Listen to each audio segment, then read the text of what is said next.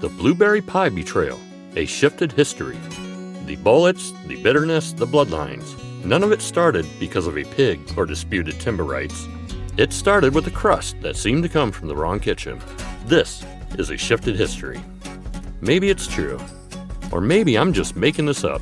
This is the real origin of the Hatfield-McCoy Feud. In the spring of 1878, the West Virginia hills buzzed with anticipation. The annual pie-off was approaching, an event bigger than Sunday sermon, marriage proposals, or moonshine runs combined. For the McCoys, this year was different. Matriarch Martha McCoy had chosen her granddaughter Clara to inherit the family's greatest treasure, the crosshatch and tuck crust technique. The recipe, sacred. The technique, crafted over generations. The crust, beautiful and delicious. It wasn't just about taste though, it was tradition. It was love, pride, and blueberries, all baked in the perfect crust. Martha passed the technique on to her granddaughter not in the kitchen, but outside the barn while the two hung linens to dry, with the clothesline flapping in the breeze. She explained each step of the ancestral weave like a benediction. Unbeknownst to them, someone was listening.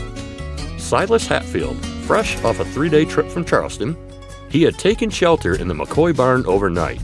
It wasn't trespass, and it wasn't mischief. You see, the Hatfields and McCoys were friendly back then. They'd share meals and tell stories. The wives would swap seeds from their gardens, and the families would sit together at church. They'd even help work each other's land if someone fell ill. Silas had stayed overnight in the McCoy barn in the past. The McCoys had always been fine with him staying there as long as he left a note. And he did, but fate and the wind had other plans. As Clara learned the sacred weave below, Silas lay above in the hayloft, roused by the sound of their voices. Through a gap in the wood, he saw and heard everything. He didn't mean to memorize it. He did not intend to betray, but he did. The pie-off arrived with brass bands and brassier tempers. Judges lined up with forks in hand.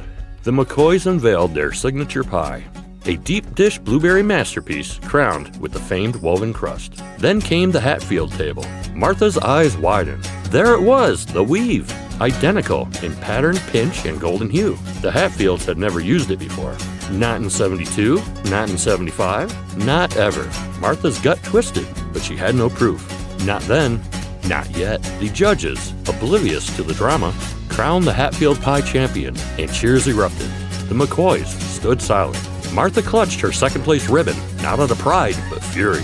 It wasn't until weeks later that everything unraveled, when a neighbor casually mentioned seeing Silas Hatfield's horse tethered near the McCoy barn that week. Someone else recalled hearing rustling in the loft. The note Silas left? Gone. The timeline? Perfect. The truth? Damning. The Hatfields claimed coincidence. The McCoys claimed theft, but neither would budge. Friendships curdled into suspicion. Suspicion grew into rage, and the rage had exploded into violence. By the fall, the feud had begun. Land was disputed, and livestock was shot.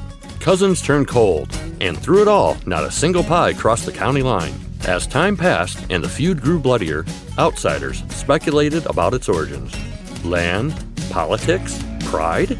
But deep in Appalachian kitchens, the truth was whispered like folklore. It started with a crust, a stolen technique, and a tired traveler resting in a barn. The final twist, in 1911, a neutral party attempting to reconcile the two families asked Clara McCoy, Martha's granddaughter who was taught the recipe, if she regretted how things had turned out. She said nothing, but she served them a slice of pie, cross-hatched and tucked, just the same as her family's been doing it for generations. You've heard the story. Now you've heard the shift. Like, share, and subscribe for more warped timelines, hidden truths, and forbidden history. Click the bell to be notified of the next shift. This is Shifted History.